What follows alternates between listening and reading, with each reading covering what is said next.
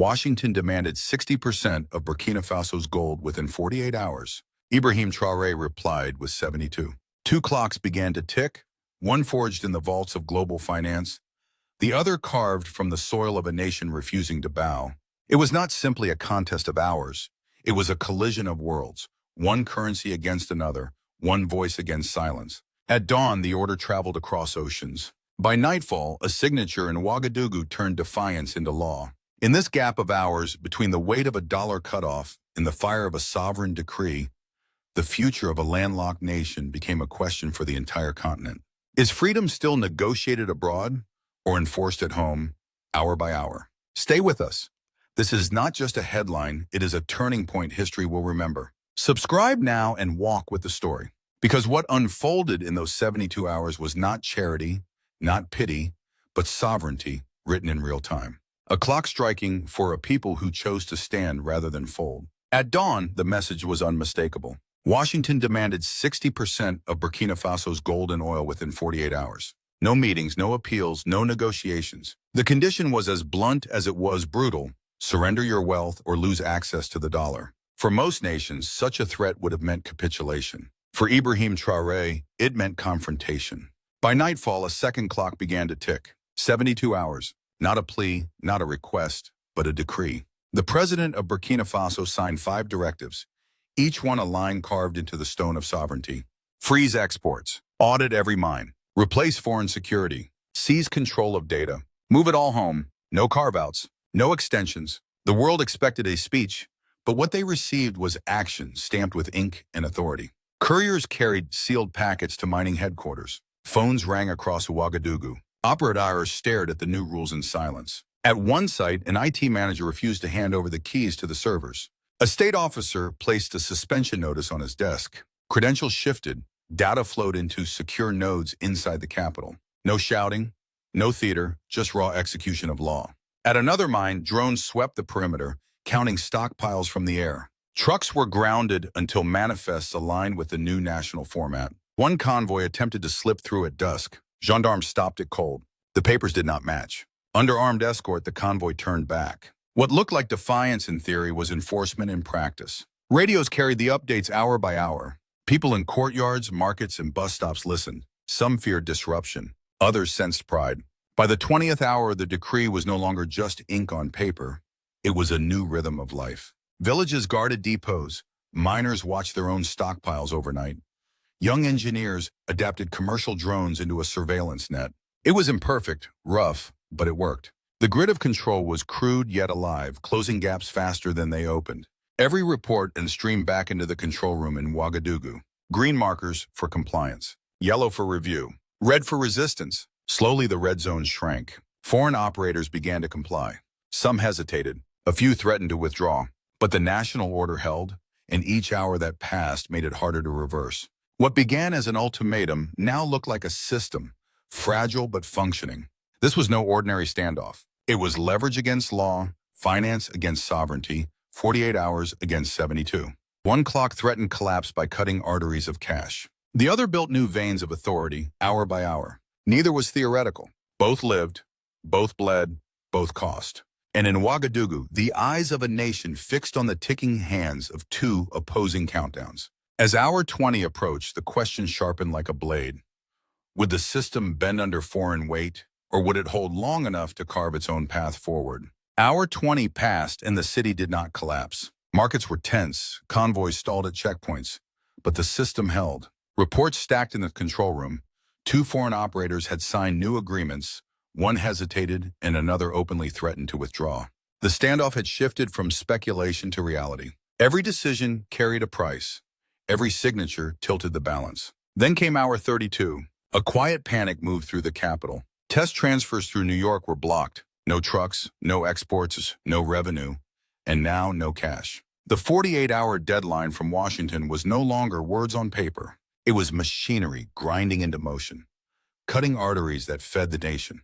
Traders whispered about collapse. Foreign media announced that Burkina Faso had been cut off. The pressure point had arrived. Inside the control room, eyes turned to the president. Ibrahim Traoré did not flinch. Backup grid, he ordered. Settlement through Sahel banks. Barter in regional currencies. Gold for supply swaps. Crude, clumsy, but enough to keep oxygen flowing while the main artery was choked. His advisors knew the risk.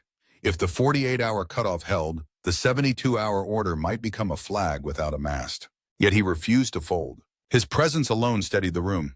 On the streets, tension grew sharper. Shopkeepers stacked smaller piles of cash. Truck drivers sat on idling engines. Miners waited for wages. Radios carried two voices, foreign stations declaring collapse, and national broadcasts insisting the transition was on track. The people were caught between two truths, both ticking, both threatening. Sabotage struck in the shadows. A fuel depot fire flared, contained but confirmed as deliberate.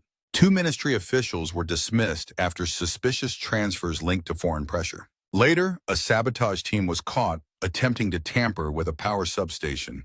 Images of their arrest spread quickly, a warning that sabotage would not be invisible. It would be punished.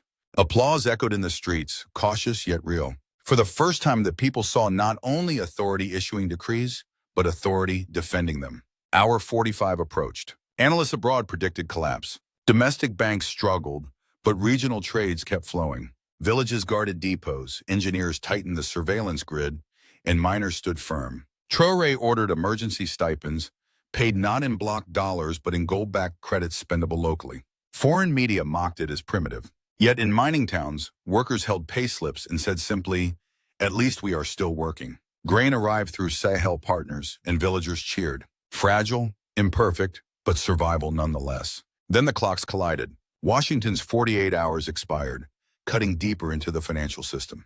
Burkina Faso's 72-hour order pressed forward, enforced on the ground. Both clocks lived, both wounded, neither victorious. The nation held its breath. The control room lights glowed with two counters mounted high, one showing the foreign deadline already passed, the other counting down to the domestic decree's final strike. Which clock would define reality?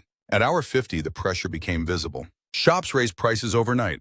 Taxi drivers refused long trips. Food queues lengthened. The 48-hour cutoff echoed louder than its deadline, gnawing through frozen transfers and foreign headlines. Yet in Ouagadougou, the command center hummed with determination. The decree was still law. The officers still enforced. The people still endured. Every hour beyond 48 was borrowed time, and every hour survived turned defiance into legitimacy. The confrontation was no longer an argument. It was a test of will. And as the clocks advanced towards their final collision, one question dominated the air. Could a nation's resolve outlast the world's most powerful currency? By the 50th hour, the weight of the confrontation was no longer confined to boardrooms or control centers. It was etched into the daily rhythm of Burkina Faso. Markets in Ouagadougou swelled with restless crowds. Shopkeepers raised prices overnight, their shelves stocked, but their supply lines uncertain. Taxi drivers refused long trips, fearing fuel would run out before they returned. Mothers stood in longer queues for bread. The impact of Washington's 48-hour cutoff was visible in every corner of civilian life. And yet, even in that pressure, a thread of resilience ran through the streets. Domestic banks processed regional trades, bypassing frozen channels. Convoys rerouted through Sahel partners delivered grain and medicine. Miners, the backbone of the national economy, continued their work. Their wages arrived in a new form, gold-backed credits issued by the People's Resource Fund. To outsiders, it seemed primitive, mocked as a relic of barter. To the workers, it was proof that survival was still possible. One miner in Kaya lifted his payslip and declared, "At least we are still working." That voice echoed louder than headlines abroad. Sabotage, however, stalked the edges of the confrontation. Fires flared at depots, attempts at tampering with power substations were intercepted, and two officials were dismissed after being tied to suspicious financial transfers. The message from the government was clear. Betrayal would not be tolerated. Security patrols tightened, armored vehicles guarded fuel lines, and villagers themselves stood watch through the night.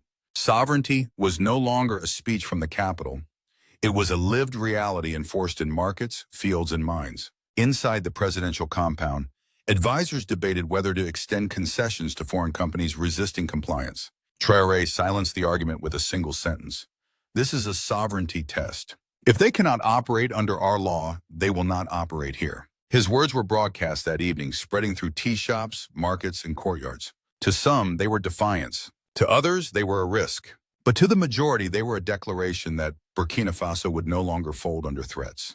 For the political order, the 72-hour decree became more than an economic measure. It evolved into a demonstration of governance. Each directive carried out, each convoy stopped at a checkpoint, each foreign company forced to comply. These were not only tactical victories, but symbolic markers of a state reasserting its dignity.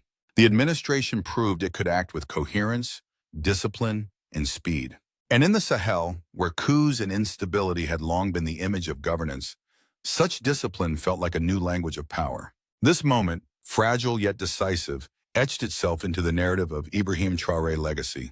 Not through long speeches, not through international recognition, but through the simple fact that wages were paid, convoys rolled, and national law held in the face of sabotage and sanctions. For a generation that had known dependency, this was more than defiance. It was the slow construction of pride. Still, uncertainty lingered. Traders whispered about collapse. Families worried whether fuel would last the week. Even as compliance grew among some operators, red zones remained on the control maps. The people carried hope and fear in equal measure. They endured, but they knew the system was being tested hour by hour. And beyond the checkpoints and markets, another movement was already forming. Across borders in Bamako and Niamey, convoys were being loaded. Trucks filled with grain, fuel, and medicine rolled toward the frontier. Mali and Niger, fellow Sahel nations, prepared to intervene not with words but with supplies, turning what began as a lone standoff into the seat of a regional shield. The people of Burkina Faso did not yet know it, but the clock of 72 hours was about to merge with something larger, the countdown of a continent learning to stand together. Beyond the capital's lights, the rumble of engines echoed across the Sahel. Allies were already on the move. As the 72-hour clock moved past its midpoint, the standoff was no longer only about Burkina Faso. It had become a theater watched by the world. Foreign media filled headlines with words like collapse, isolation, default. Analysts in New York and Paris predicted a rapid implosion, speculating against the West African currency, betting that no landlocked nation could endure the loss of dollar access. In their narrative, the experiment was already doomed. Yet the images on the ground told another story. Convoys rolled across borders, escorted under Sahel skies. From Bamako and Niamey, trucks laden with grain, fuel, and medicine pushed toward Ouagadougou. Horns blared, villagers lined the roads, children waved flags. What was framed abroad as a lonely act of defiance now appeared as a shield forged by neighbors. Mali and Niger did not issue statements of sympathy. They delivered tangible supplies, a guarantee written not in treaties but in convoys. This regional lifeline shifted the balance. For the first time, Washington's 48-hour ultimatum looked fragile. If one nation could be cut off, but three stood together, could sanctions still bite with the same force? The question spread in diplomatic circles. In Brussels, the European Union discussed the precedent such defiance could set.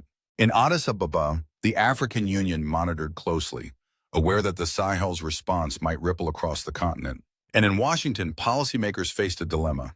Push harder and risk uniting Africa further, or step back and risk losing leverage altogether. The confrontation was no longer about compliance, it was about legitimacy. On one side stood the established architecture of global finance.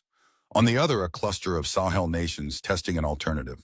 The sight of Ibrahim Traoré standing shoulder to shoulder with leaders of Mali and Niger at the border became an image impossible to dismiss. Without speeches, without flags, the message was clear. Burkina Faso was not isolated. It was defended. This moment reached beyond the 72 hours. It hinted at a future where Sahel states might operate under a shared umbrella, where dependency on external dictates could be replaced with regional cooperation. For some, it was only a tactical response to a crisis. For others, it looked like the first step towards something deeper, a vision that stretched far beyond days or weeks. Here, Ibrahim Traoré Vision 2050 entered the conversation, not officially declared in that instant, but symbolically embodied. The survival of Burkina Faso under siege was not just about a single standoff. It was about sketching a horizon where African sovereignty was secured not by charity, but by solidarity, trade, and the will to endure together. If neighbors could shield each other against global pressure, then what stopped the rest of Africa from writing a new chapter of its own? Hour 70 approached, and the narrative shifted. What had begun as a death watch now looked like the unveiling of something more enduring. Foreign commentators who had predicted collapse found themselves revising their models. The 72-hour order was no longer a gamble.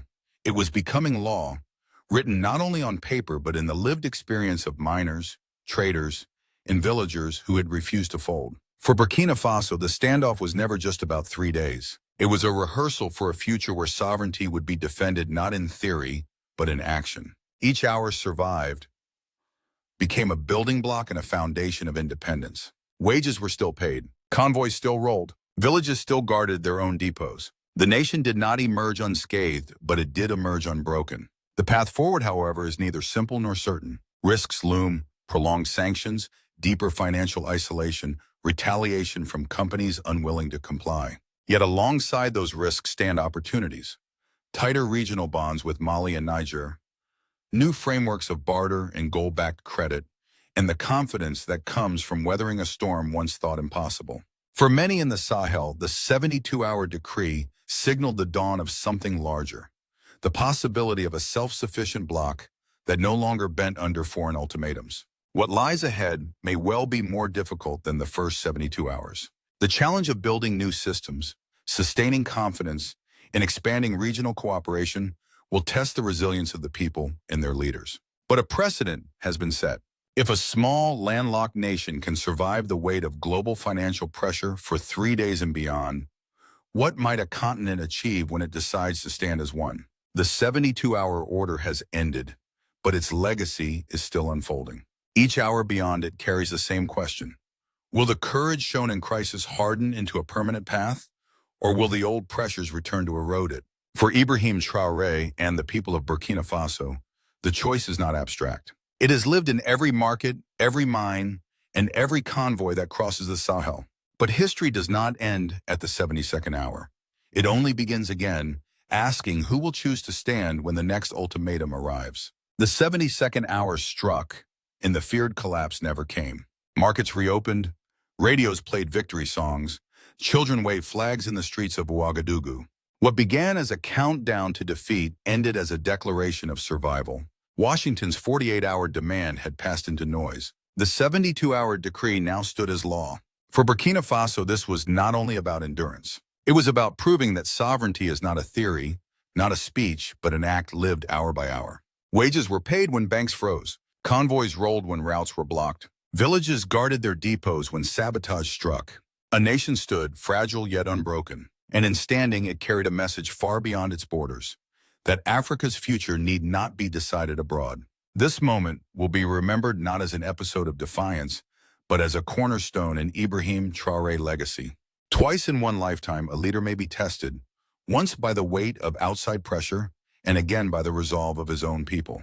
Traoré met both trials with action, not rhetoric. His legacy is being written not in halls of diplomacy, but in the daily resilience of miners, farmers, and families who now believe that independence can be real. And yet, the story is not complete. The 72 hours were only the beginning. What remains is the horizon. The question of whether this stand can mature into a system, whether a fragile survival can grow into Ibrahim Traoré Vision 2050. That vision is not of one nation alone, but of a continent that learns to trade with dignity, defend its resources, and walk without bowing its head.